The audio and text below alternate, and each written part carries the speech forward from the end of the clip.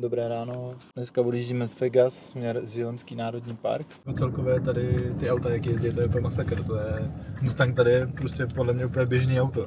Málo kdy tady vidíte nějakýho kombíka, nebo kombíka vůbec, a přes nějaký sedan, jinak to jsou sami SUVčka. Tady jdem do Walmartu. Jdem do Walmartu. Peťo, veď mě. Ráno a hnedka vymetáme druhý supermarket. My zatím v Americe jenom žerem a vymetáme supermarket. Jo, to jo, no. Tady převážně stravujeme různýma vrapama takhle z Walmartu, a aby nás to vyšlo jako co nejlevněji. A ještě krabičkama s ovocem. Ale ve výsledku to stojí taky docela dost peněz. Takovýhle vrapík, kolik pak to stojí? Skoro $6, no, takže nějakých 130 korun. Není to úplně málo. Objevil jsem tady úplně nejlepší věc, tady ten Core Power. To je skoro půl litr nějakého takového čokoládového nápoje s kávou. Má to 26 gramů proteinu a má to jenom 170 kalorií, což je docela jako v pohodě. A jakou máš příchuť? Čoko? Čoko mambo. Co nevím, co si mám vzít. Já bych potřeboval tady nějakého amerického pomocníka, aby mě poradil. To je celý za dobrou cenu. Ready Clean petičenek. Tady objevil úplně nejvíc věc, co u nás chybí, která nevím, jestli se to u nás prodává. Ale moje jsou uvařený vajíčka. Peťo, ukaž paní, jak ti to dala do 3 tašek. Máme asi 5 věcí a máme to ve 3 kilitrových taškách. To je hrozný odpad.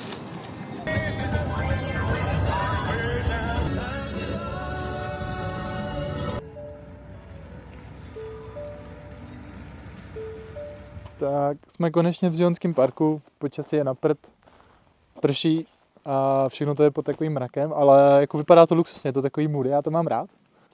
Čekám, až přestane jako poprchávat, abych mohl trošku zadronovat a bude to úplně super. Jednu výhodu to má, teda, že tu vůbec nejsou žádný lidi, potkali jsme asi 10 aut a normálně tady bývá jako fakt narváno. Dokonce tady bývají ty loterie na vstupy na ty hajky tady a pán dole nám říkal, jestli chce mít na hajk, že normálně může mít.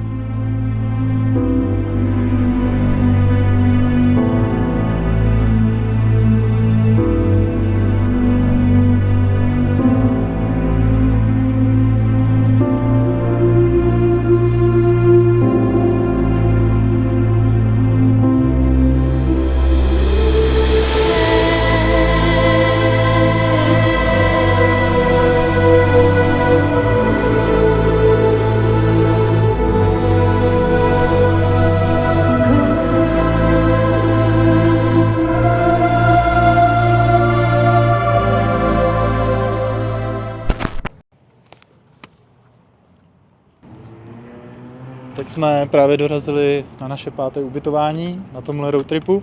Jsme tady v St. George, nebo St. George. Bydlíme zase teda u dálnice, ale jak vidíte, ten hotýlek vypadá docela dobře. Za 12 stovek na noc, oni ho měli v akci přes booking, tak máme tady bazén, fitko, máme snídaně v ceně, jakože dobrý. Normálně máme pokoj, koukejte, se 2. Ne, budeš spát sama v rohu. Ale bych si viděla taková ta kuchyňka a tady je druhá postel. Oni nám dali nějaké. No, a na co my potřebujeme šatnu na jednu noc? No, ale tak ne, Hezky. Normálně neuvěříte, sluníčko. Po 3 dnech vidíme trošku sluníčka, takže zítra to vypadá, že by konečně mohlo se dařit. Jak teda musím zatím zhodnotit ten náš trip v Americe, tak jako nahoru dolů, no. My jsme takový, prostě občas jsme hodně negativní něčím, prostě hlavně tím počasím, ale pak nás vždycky nabije něco nového a musíme jako celkově říct, že se nám prostě v Americe jako hodně líbí, hodně věcí tady je prostě suprově zařízených. Vlastně je to hodně kvůli lidem, no, protože oni tady jsou jako extrémně milí na vás. A vím, že jako z velké části to je nějaká jako přetvářka, ale prostě potěší to, je to lepší, prostě když to je přetvářka, je to lepší, než prostě být nějaký zlej nebo protivnej na někoho.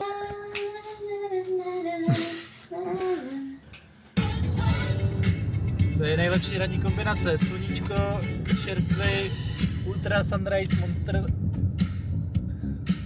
pohoda. America style. Jak máš dobrý líto. Štěvrku, no, nejde sundat. More. Tak jsme dorazili na další lokaci. Jsou to takový skály barevný, jmenuje se to Toadstool. je to kousek od Page. Máme tady trošku ozvenu, vyzkoušej to.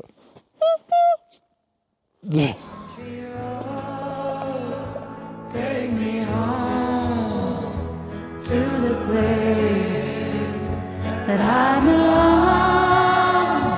West Virginia, Mountain Mama. Take me home, country roads. Take me home, down country roads. Take me home, down country roads.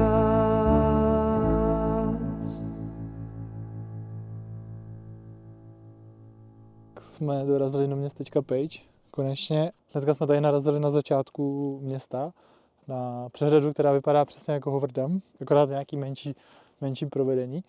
A je tady úplně skvělej, tady už prostě jsou ty kaniony a je tady úplně skvělý výhled. Mrkněte na to.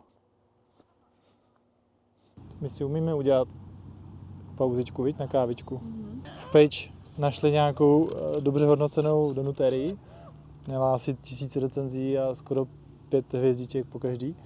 A koupili jsme si tam jeden donut za 0,90 centů. A pak jsme to tady zakempili v takovémhle parčíku tady někde u nějaký školy, prostě na pohodu. Fuck you, bitch. Kam jsme přijeli? Jsme ubytovaný a já půjdu kakat. Já jsem Teď jsme si tady fotili tuhletu známou ceduli Utah.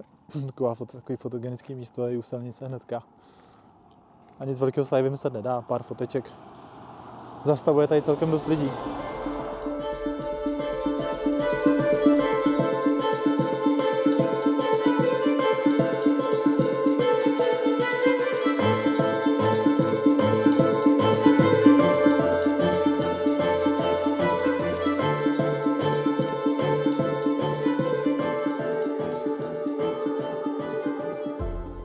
Tak jsme něco pofotili a potočili tady na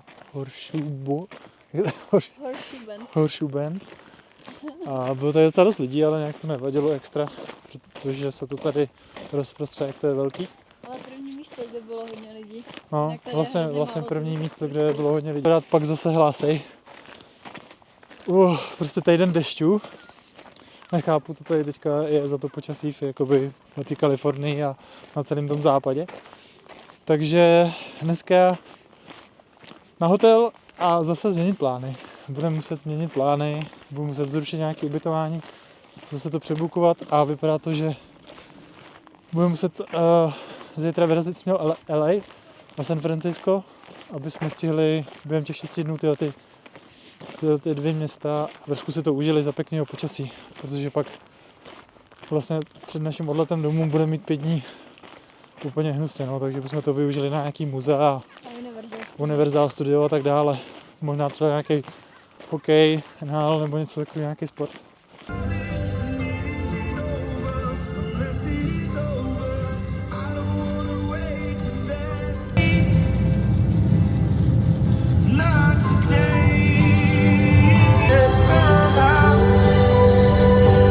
Co jsi to koupila, Zuzi? Budeš skateovat? Jo. Tony Hawk? Yes. Ukaž se.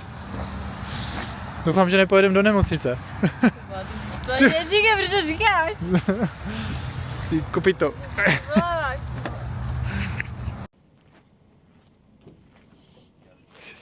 Ujeli jsme asi 400 mil z Page a jsme konečně tady, cesta byla dobrá. Projeli jsme normálně úsek, kde sněžilo, bylo -2, až do úseku tady, kde je tak 20 stupňů a krásně sluníčko. Takže my jsme ready.